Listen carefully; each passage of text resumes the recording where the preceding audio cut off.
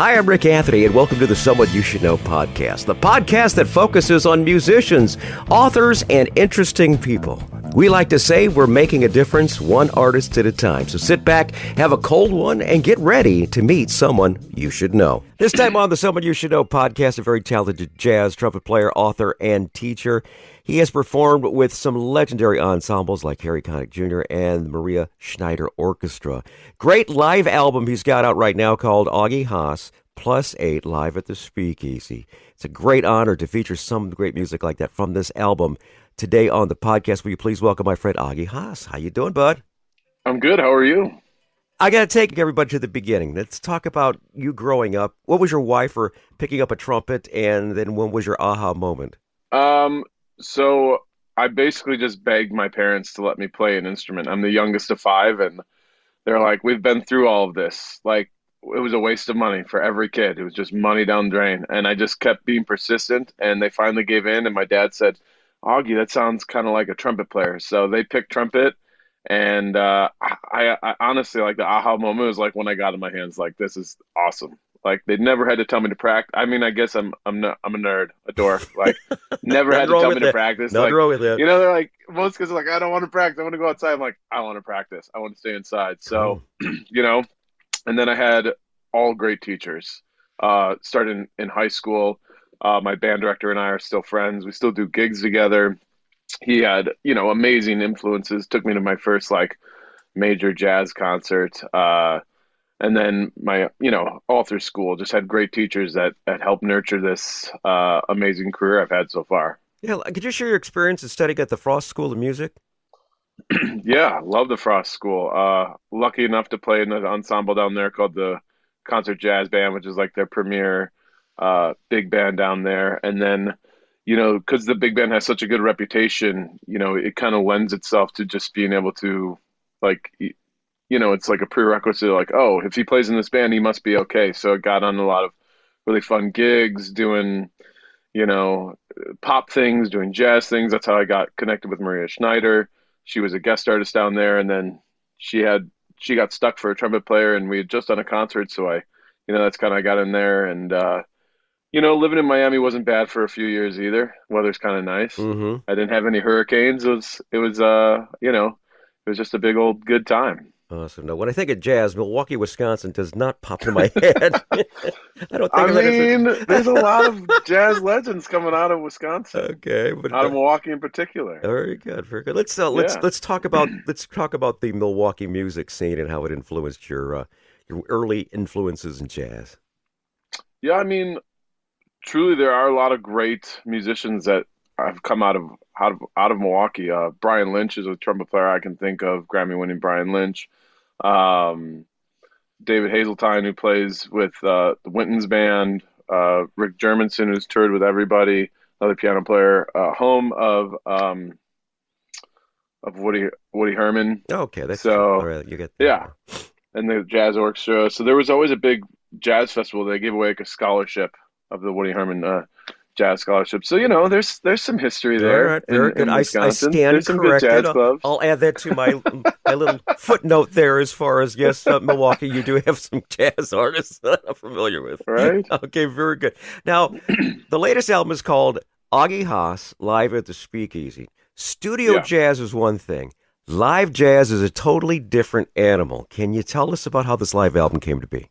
Yeah, so we've been doing this after COVID. You know, things were kind of coming back. People were feeling comfortable to be in smaller spaces with bands again. And my buddy, who is a partner in this bar, also a great musician, Andrew Neasley, they were doing a weekly Monday night there. And he goes, man, we should do it. Do you want to do it? And I said, I have this band I had in Miami, this Nonet. I said, I think it'd be perfect down there. So we just started off doing it once a month, and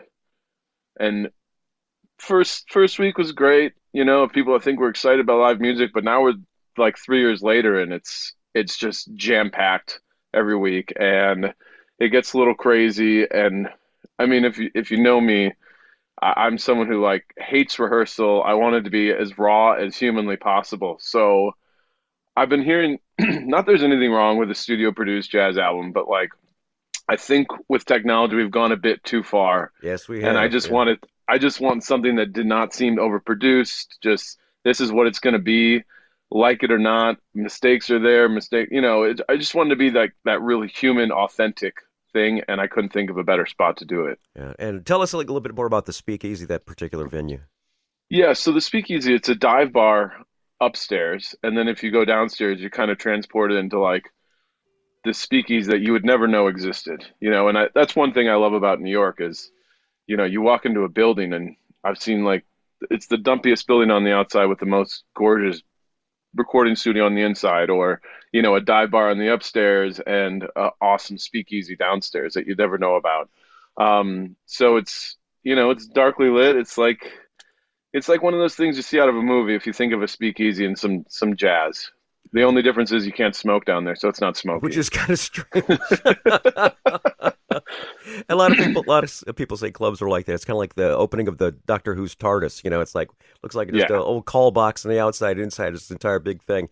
First selection we're going to showcase from Augie Haas +8 live at the Speakeasy is a great up-tempo number called Jammo Rocks. Who's laying down the bass track on this, man? That's a great open. That doom doom doom doom doom. I'm just loving that. That's Dick Sarpala. Dick? We met. I play in the orchestra for the Broadway show Aladdin. He's also the bass player. We call him the elder of the band. He's kind of our, he's been around the block. He's the oldest guy in the band. I think he just turned 69, but I mean, just solid as a rock. All right, very good. I love the song. I love the vibe. I'm going to feature that right now. Here's Jammo Rocks from Augie Haas +8 live at the Speakeasy on the Someone You Should Know podcast.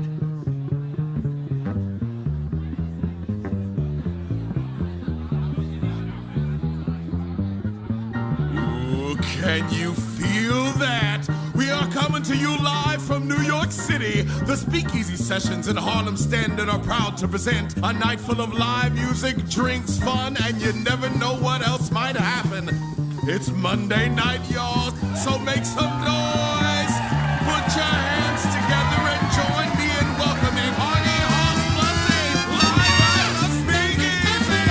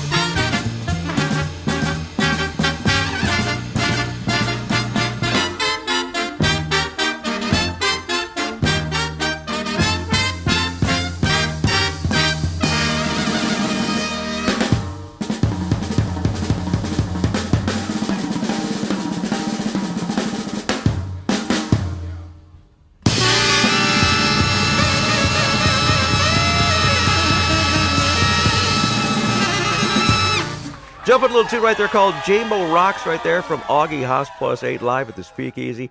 Augie Haas is my guest this time. We've got some more swinging jazz coming up in just a bit. But first, I want to say thanks for tuning into the Someone You Should Know podcast. We are found on the web at Someoneyoushouldknowpodcast.com. If you go to our website, you'll see our recent news, our archive of more than 220 episodes. Thank you very much. And a whole lot more. And our good friends at Buzzsprout, they're the service that shares us to all the streaming platforms. Man, we are so incredibly blessed. Over 2,500 cities in 99 countries. Looking for that 100th country. It'll be coming up hopefully real soon. Want to salute a couple cities tuning in. Davenport, Iowa, Jackson Hole, Wyoming, Chandler, Arizona, and a great hockey town of Saskatoon, Saskatchewan, home of Gordie Howe and Brian Trottier. So, You Should Know podcast, heard wherever quality streaming audio is available. We are speaking with Augie Haas. He is a great trumpeter. And we're discussing his latest album called Augie Haas plus 8 live at the Speakeasy. We talked about Dick on bass. Let's talk about the other performers on this album. Can you give us the rundown of who's who? Yes, sure. I'll start in the saxes. On lead alto is Todd Groves. We also play at the Broadway show Aladdin together. Troy Roberts, unbelievable tenor player. We went to University of Miami together, and Alden Banta is laying it down on Barry, and we met in the Gil Evans project when I moved to New York. And then Haley Brunell is on trombone and vocals, unbelievable at both. It's kind of unfair. Andrew Neasley is playing trumpet. Gary Kerkezu, she's an amazing drummer from Greece. Rick Germanson on piano and Dick Sarpala on bass. Lots of special guests. Major Attaway, who is the genie in the hit Broadway show Aladdin for a while. We went to undergrad together. Casey Skye, who's a great female vocalist around New York. Mike Gorham, who's actually a great friend and trumpet player. He's the bartender on the Speakeasy nights, but we always bring him in to play a few tunes. And people are like, wait, what just happened? And Haley's boyfriend, actually, Andrew Carson, played a great trumpet solo on the track too. So lots of fun. Very good. You've been mentioning Aladdin a couple of times. Let's talk about your work with the Broadway production of Aladdin. Yeah, I mean, it's been going on for 10 years. I've been there for 10 years. It's a great gig, great group of people. Honestly, I've thought about, like, well, what if it was like a different show? Could I do it for 10 years? Like, I subbed on Porgy and Bess, and like, it's so like dark and, sad. I'm like, I don't think I could do this for 10 years, but Aladdin, it's just a happy, feel-good musical. So it's been a great 10 years. Super lucky to have that steady work, and it allows you to give time and energy into other things that you would maybe not have time for if you didn't have such a steady job. Yeah, a couple other projects you've been working with were the Birdland Big Band and also the Gil Evans project. How do these collaborations it influence how you compose and your particular style? Yeah, I mean, I think everything we do as, musicians, we're kind of sponges. We just want to like soak it all in. And Ryan Truesdale is the leader of the Gil Evans project, and he's had a massive undertaking of, contacting the Evans family and getting their blessing to bring all this music back from Gil. And the first record he did was all unrecorded works of Gil's. And obviously Gil having the deep history of working with Miles Davis and all these amazing artists, you just try and be as much of a sponge as you can in his compositions and arrangements. I mean, I don't think there's anyone that does it better for jazz, Duke Ellington, Gil Evans, Maria Schneider, you just try and be as much of a sponge and steal the good things. I always say good people borrow, great people steal. There you go. Absolutely. It's always best to ask for forgiveness rather than permission sometimes. Right? Yeah, exactly. Now, you've released several albums both for adults and children. How do you approach these different age groups? How do you adjust to each one of those to provide a different audience? Honestly, I just think of myself as a large kid. I'm a kid in an adult body, I guess. Honestly, with my kids' music, I don't try and make it for kids. I try and make it for adults because, adults buy it, and if it annoys the crap out of them, they're not gonna buy it. So I try and make it just as fun for kids and adults. And it's the same 12 notes. So I just try and make it fun for everyone. Hopefully no Baby Shark, right? I mean, I don't think I'd mind those Baby Shark royalties. Uh, I agree with you. I totally agree with you.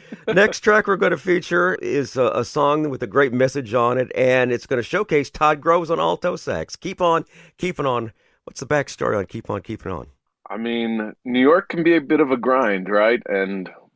But at the end of the day, I can't imagine being anywhere else. So, you wake up, you do the grind, you just keep on keeping on. There you go. We're going to feature that song right now. Keep On Keeping On from Augie Haas. It's featured on his album Augie Haas Plus 8 Live at the Speakeasy right now on the Someone You Should Know podcast.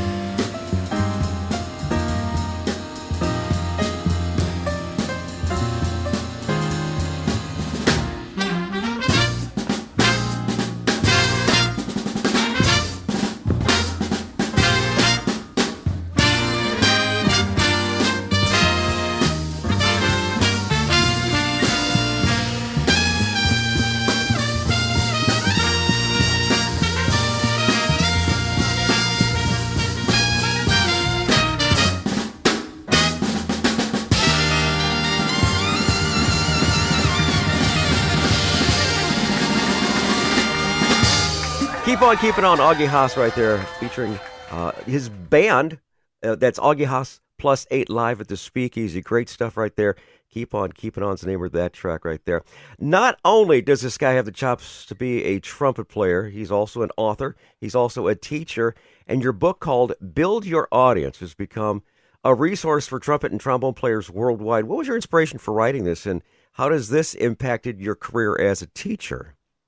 Yeah, I actually wrote my dissertation on a very similar subject. It was called playing trump, the art of playing trumpet in the upper register when I was at University of Miami doing my doctorate, and it was like the most downloaded paper ever at Miami. So I thought, gosh, I don't really get any money for this. Not that it's about money, but I was, we try and monetize the musicians, and So I kind of turned the dissertation to just more of like a practice. Like if I were going to take all this information and practice the things, um, I turned it into that. I made 10 exercises, and I think what people like most about it is it comes with a really fun play along. So it's not just so monotonous and boring, just playing to nothing. So went to the studio, recorded some really fun play along tracks, and it's been highly successful. Very, very fortunate. Very good. Where could any aspiring musicians who are tuning in today find that?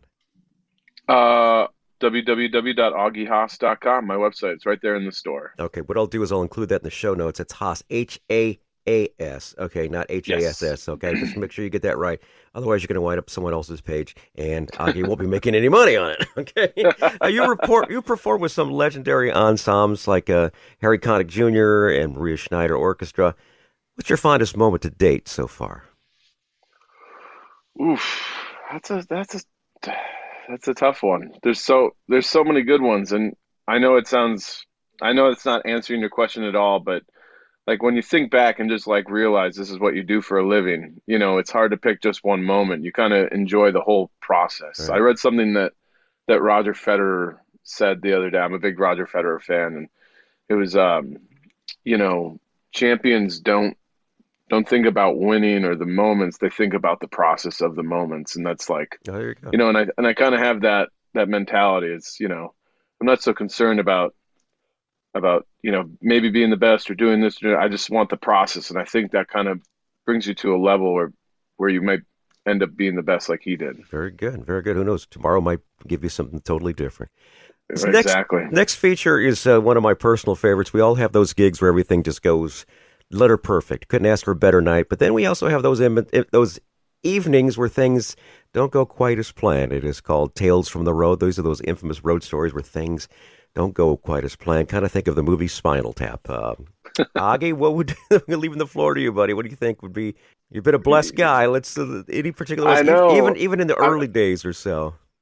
Sure. I mean, I can definitely, think of lobby calls I've slept through, or planes that aren't taking off and you're stuck and you're going to miss your connection. I will say there was one time we were traveling with Maria Schneider in Europe by bus, and we got off at one bus stop, and they had left the doors open, and I don't know what happened, but there must have been 3,000 flies on the bus after Geez. that. And for the rest of the trip, 2 weeks, we couldn't get rid of these flies. So we're having long bus rides, like 10, 12-hour bus rides. And I think it got so bad at one point that people just started booking their own flights to new cities. It was crazy because it was just like people just crashing. I mean, it turned into a game of just how many flies can we kill on this bus trip. You know what I mean? That one I do remember. Kind of crazy. I had one musician say they pulled into one of these truck stops, and there were several buses alongside. All of them had their doors open and such, and 3 o'clock in the morning, you're not completely awake, and you wind up just getting back on the bus and realizing you're on the wrong bus, bud. You're looking around, Yeah. you don't see any of your bandmates. You're thinking they're still inside there, so I'm just going to go ahead and curl up and fall asleep here in this chairs here. Next thing you know, you're 300 miles down the road and realizing that you went the wrong way. So Yeah, yes. there's that. There was one time I literally forgot my trumpet. Oh, jeez. I'm headed to the airport, and I'm looking around, and I said, "Oh, shoot, Yeah. I don't have the one thing I need." So I ended up making the flight, but it was a very, very, very close Very call. strenuous thing, and that's something you just don't want when you're traveling. You want to be just Yeah, cool exactly. and collective as far as that goes. Thanks for your tales from the road. Appreciate it, buddy. All right, this next thing I want to ask about, we talked about it ahead of time, AugieHaas.com. Is that your website, or is Augie Haas Music? It is. AugieHaas.com. AugieHaas.com. I'll include that down in the show notes. What about your socials? Any other places we should be looking for you? Instagram is great, just at Augie Haas. Okay. Yeah, it's probably the one I'm most active at. Okay, very good. What I'll do is we'll include that in the show notes also. There's a lot of people listening in around the world. If you got an inspiring trumpet player, trombone player, something like that, who's hoping to get into the jazz or Broadway scene, what advice would you give them? Certainly move to the city that those things are happening. Mm. If you're living where those things don't happen. It's nearly impossible. And just like anything, maybe take a lesson with someone or reach out and just offer to buy them a coffee, learn about people. I always tried to find people I wanted to be like, and then meet those people and figured out how they did it. So that's always how I did it. Yeah. Very good. Thanks for the advice. We'll pass that on. Now, the final track we're going to feature is The Sound. Who's doing the vocals on The Sound? This is Haley Brunell. Okay. So she set the trombone down for a tune and or a couple tunes she's on, but yeah, this one. And I might have counted it off just a wee bit too fast for her, but she was a champion and yeah, absolutely. And embraced it. Absolutely, well done. If next time you see her, tell her I thought she did a fabulous job. Fabulous job, real good. Yeah, and it's an original song of hers, actually. This is her song, really? Yeah. Wow. Yep. Kudos there, right? Yeah. All right. The album we're talking about is Augie Haas +8 live at the Speakeasy. Available. It's streaming everywhere, right? Yep. And if you want to get a copy of that, what would be the best place to go get that, Augie? I do have CDs on my website, and I think we are going to make some vinyls. Very nice. Coming up here this fall. Go retro, yeah. And those will all be available on the website. Christmas is fastly approaching, so for the jazz, the that's jazz right. nut on your Christmas list, wouldn't that be a nice little Christmas thing to stick underneath the Christmas tree? We're speaking with Augie Haas, my buddy. Augie, thanks again for being a guest on the Someone You Should Know podcast. Really loved having you, man. Wish you very My well pleasure. for Thanks for 2025. having me. Butterflies, when I am with you, when the clock seems to stop with one look in your eyes. I decide the business melody I get in my head when your hands holding mine to make me sing it out loud.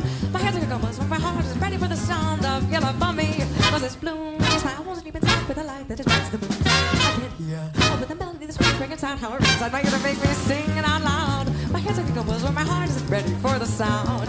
The sound when you laugh and pull me near, when you whisper in my ear, it's a symphony and I hear butterflies, the wings are beating like a strange foreign drum, how they heap inside. I can't hide that never ever the band starts to play and the best beater trying to make me sing it out loud. My hands are kicking but my heart isn't ready for the sound.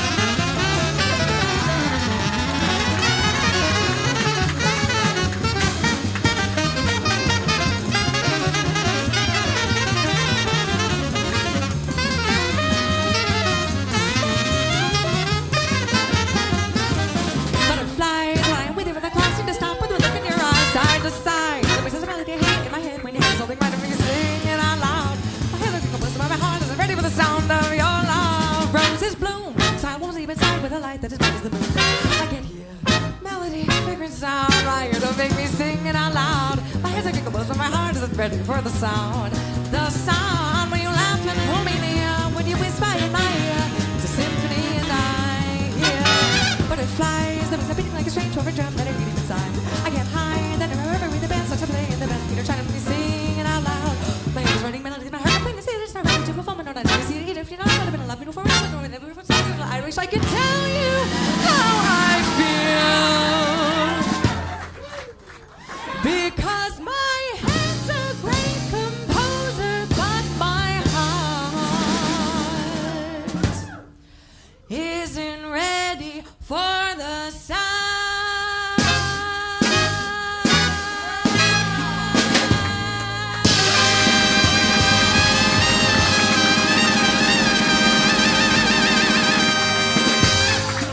Hi, this is Rick Anthony, thanking you again for listening to this episode of Someone You Should Know. Now, if you're an aspiring musician or an established musician that's looking for a little exposure, I invite you to drop us a line at someoneyoushouldknowpodcast@gmail.com. That's someoneyoushouldknowpodcast@gmail.com. Also, I invite you to tell a friend about the Someone You Should Know podcast. I thank you for tuning in this time, and I invite you to check us out next time on the Someone You Should Know podcast, because you never know who's going to show up. Until next time, remember, God loves you, and so do I.